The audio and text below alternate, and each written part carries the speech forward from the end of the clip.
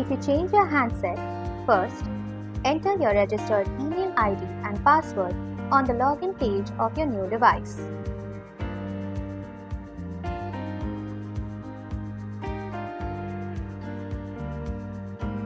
You will land on a handset change screen. To view the details of your previous handset, check Handset History. Otherwise, click Confirm Change and request OTP.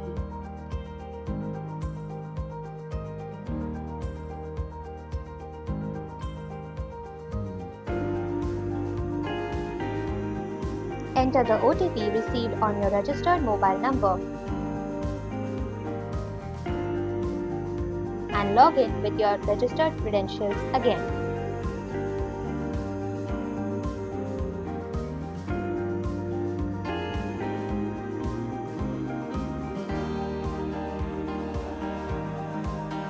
Your application is now set up on your new device.